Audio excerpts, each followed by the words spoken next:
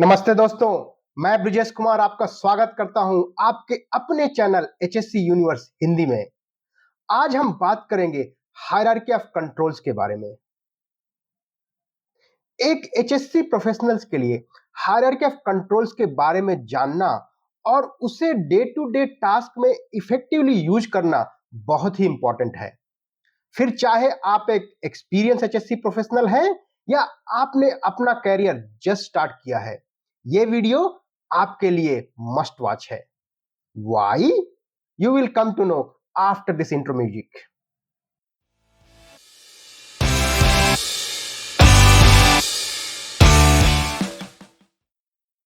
Hierarchy of control HSC professionals के लिए एक बंद दरवाजे की चाबी की तरह है और इसकी मदद से आप अपने वर्क प्लेस के उस दरवाजे को खोल सकते हैं जो कि आपके वर्क प्लेस को सेफर, हेल्दियर और मोर सस्टेनेबल बना सकता है।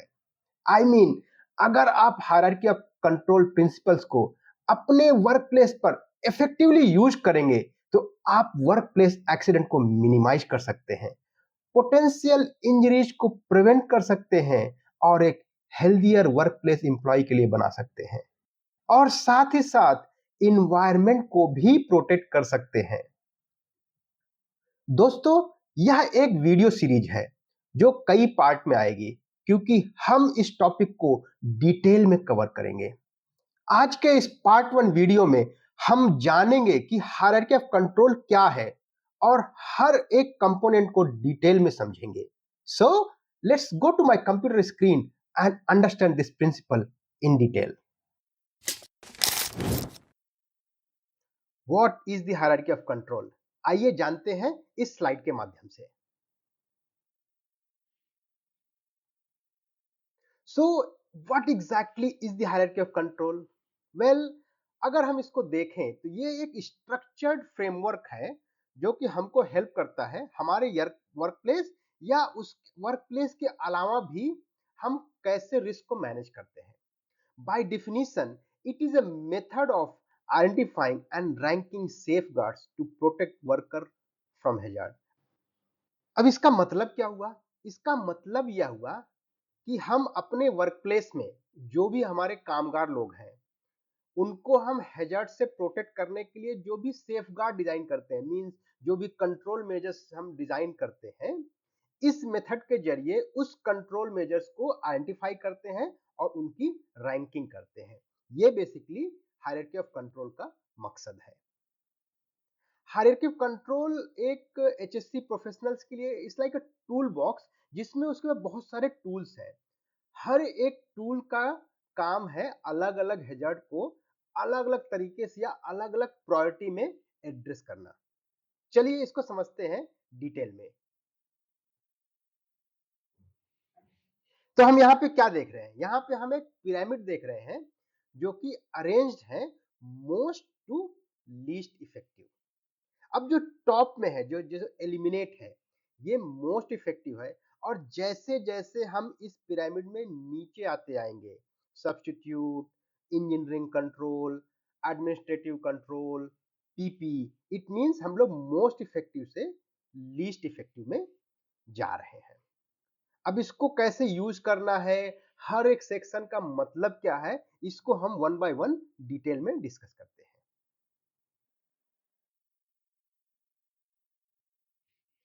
एलिमिनेट एलिमिनेट इस पिरामिड के वेरी टॉप मोस्ट हायरार्की में है। इसका मतलब क्या है कि एलिमिनेट के बेस पे जो भी हम कंट्रोल मेजर्स डिसाइड करेंगे वो सबसे ज्यादा इफेक्टिव होगा। That is the most effective control measures.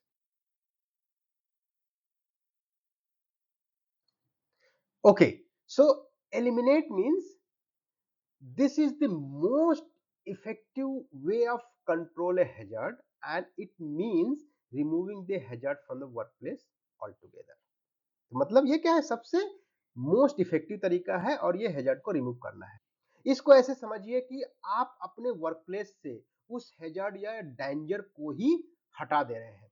जब हैजार्ड या डेंजर ही नहीं रहेगा तो वहां पे खतरा कैसे होगा? आइए इसको हम लोग कुछ एग्जाम्पल के माध्यम से समझते हैं।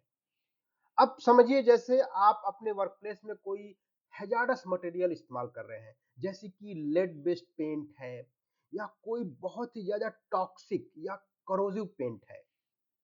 अब आप डिसाइड कर रहे हैं कि भाई हम इस तरीके के पेंट को अपने काम में इस्तेमाल नहीं करेंगे, तो यहाँ पे आप उसको एलिमिनेट कर रहे हैं। चलिए आइए एक दूसरे एग्जाम्पल को समझते हैं। समझिए आपको विंडो क्लीनिंग करना है, अपनी बिल्डिंग की विंडो क्लीनिंग करनी है जो कि 4 मीटर हाइट पे है। अब पहले आप उसके लिए वर्किंग एट हाइट के जो भी तरीके होते थे उसको डिटेल में डिस्कस करेंगे। उसके हिसाब से आप क्लीनिंग करते थे, चाहे वो लैडर हो या स्काफोल्डिंग हो या दूसरा तरीका हो। फिर एक दिन आपने उस रिस्क को असेस किया और आपने एक ऐसा मेथड निकाला कि विंडो क्लीनिंग हम ग्राउंड से ही कर सकते हैं।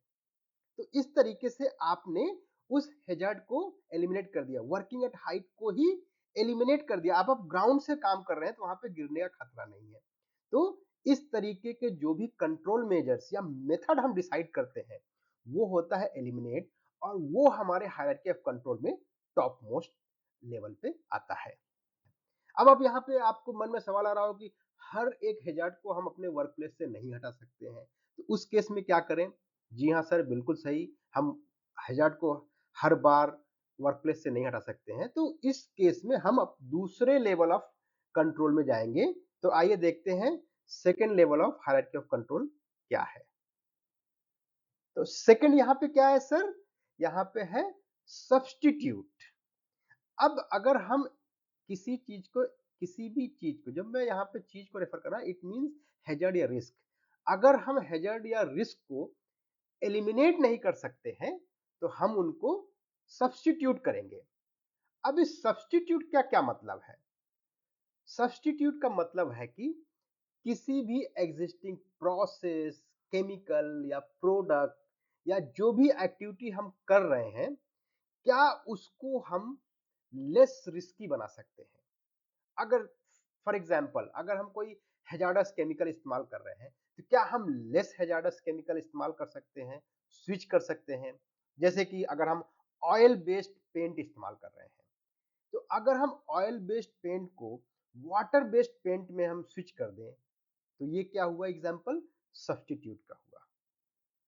या तो ऐसा होता है कि हम जो प्रोसेस में जो भी फोर्स, स्पीड, टेम्परेचर या इलेक्ट्रिक करंट इस्तेमाल कर रहे हैं अभी, उसको कैसे हम नीचे कर सकते हैं, उसके लेवल को हम कैसे नीचे कर सकते हैं।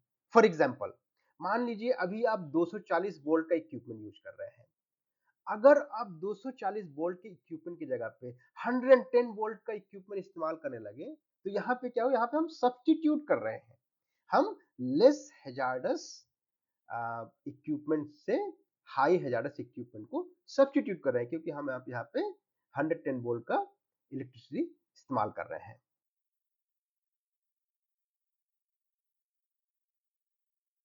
Substitute means, this means replacing the hazard with a safer alternative।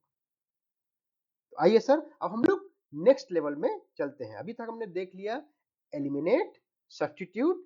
अभी क्या है? थर्ड लेवल पे चलते हैं। थर्ड लेवल पे हमारा क्या है? Engineering control. अब इंजीनियरिंग कंट्रोल क्या है?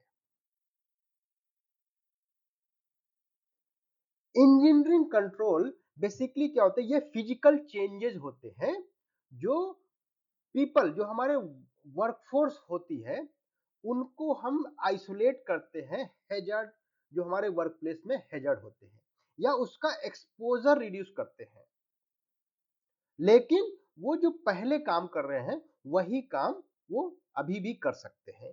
तो यहाँ पे उसका कॉन्टैक्ट, एक्सपोजर या जो नियर टर्म बेसिकली हैजार्ड से है, वो हम रिड्यूस करते हैं। आइए अब इसको एग्जाम्पल समझते हैं। फॉर एग्जाम्पल हम कोई मशीन है जो रोटेटिंग पार्ट है, वहां पे हम आसपास में वर्कर लोग काम कर रहे हैं। तो अब यहाँ पे क्या हैजर्ड है कि worker is expose to rotating part. अगर हम उस रोटेटिंग पार्ट में गार्ड लगा दें या कोई बैरियर लगा दें या कोई नेट या फेंस लगा दें, तो हम एक्सपोजर जो है मशीन गार्ड का वर्कर्स को, उसको लिमिट कर रहे हैं, उसको एलिमिनेट कर रहे हैं। तो अब यहाँ पे आप बोलेंगे कि ये एलिमिनेशन कैसे नहीं हुआ? एलिमिनेशन इसलिए नहीं हुआ क्योंकि मशीन अभी भी रोटेट कर रही है। तो हमने रिस्क को एलिमिनेट नहीं किया है, हमने एक गार्ड लगाया है ताकि वर्कर्स का जो बॉडी पार्ट या उसके क्लॉथ है, वो रोटेटिंग पार्ट के पास में ना पहुंचे। तो दोनों के बीच में हमने बैरियर क्रिएट कर दिया। तो ये एक एग्जाम्पल हुआ इंजीनियरिंग कंट्रोल का। दूसरा एक एग्जाम्पल से समझते हैं। मान लीजिए वर्किंग एट हाइट है, कोई प्लेटफॉर्म है, वहां से गिरने का खतरा है, तो वहां पे हमने गार्ड रेल लगा दिया। तो गार्ड रेल लगाने से क्या हुआ कि एक बैरियर क्रिएट हो गया। अब वर्कर एक्सीडेंटली वहां से फॉल नहीं होगा। तो ये सब एग्जाम्पल है हमारे इंजीनियरिंग कंट्रोल के। तो engineering control means these are the physical barriers that are put in place to prevent workers from coming into contact with the hazard। मतलब ऐसा कोई भी फिजिकल बैरियर जो हैजार्ड और वर्कर के बीच में हम क्रिएट करते हैं ताकि वो डायरेक्ट कांटेक्ट में ना आ पाए। ऐसे सारे मेथड या सेफ गार्ड टेक्निक को इंजीनियरिंग कंट्रोल के अंतर्गत हायरार्की ऑफ कंट्रोल्स में आते हैं। तो अभी तक हमने एलिमिनेट, सब्स्टिट्यूट और इंजीनियरिंग कंट्रोल्स को देख लिया है। तो आइए हम लोग अगले लेवल पे चलते हैं। अगला लेवल है एडमिनिस्ट्रेटिव कंट्रोल। अब ये एडमिनिस्ट्रेटिव कंट्रोल क्या है, आइए देखते हैं।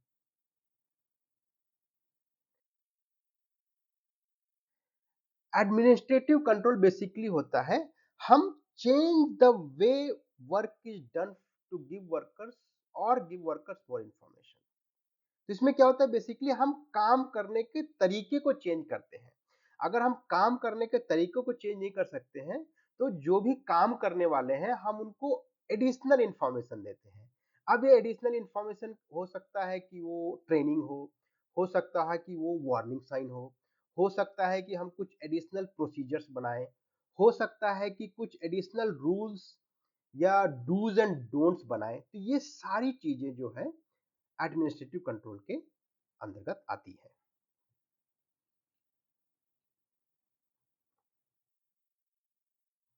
तो ठीक है सर, अभी तक हमने 4 लेवल देख लिए।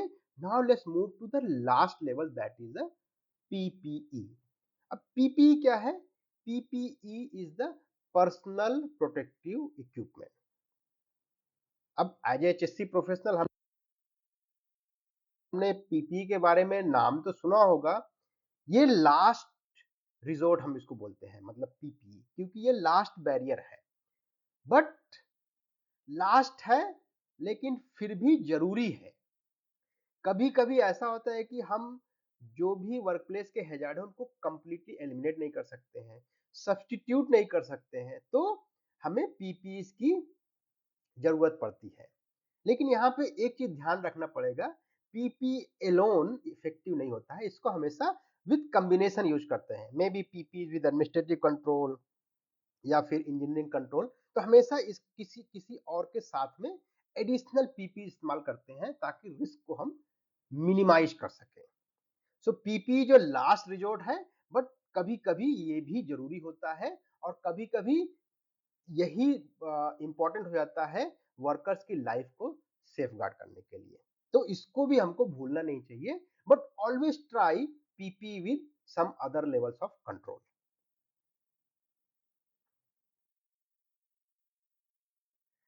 तो सर ये हमको एक समरी में देखते हैं हायरार्की ऑफ कंट्रोल्स को। तो hierarchy of controls basically pyramid है जिसमें 5 अलग अलग लेवल हैं। जो टॉप पे है वो सबसे मोस्ट इफेक्टिव है और जो बॉटम में है वो लीस्ट इफेक्टिव है। तो जब भी हम प्रिकॉशंस या कोई भी कंट्रोल मेजर्स हम डिसाइड करेंगे, ऑलवेज ट्राई करेंगे कि हम टॉप मोस्ट सेक्शंस को चूज करें। अगर टॉप मोस्ट नहीं है एटलीस्ट टॉप 3 जो पिरामिड के हैं वहां पे हमारे कंट्रोल मेजर्स फिट होने चाहिए। तो बेसिकली वो ज्यादा इफेक्टिव होते हैं। हर चीज में हर स्टेप में भी not possible, but always try. So top most में क्या है? Elimination. Elimination means physically remove the hazard. अगर फिजिकली रिमूव कर सकते हैं is fine, if not then substitution पे जाएंगे। सब्स्टिट्यूशन में क्या है? Replace the hazard.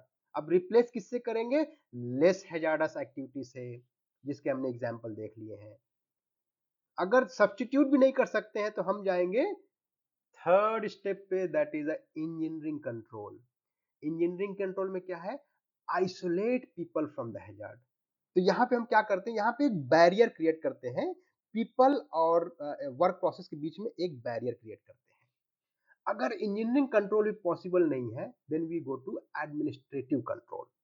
So administrative control क्या है? Change the work process, work method, और introduce rules, regulations, training, SOP, those kind of things.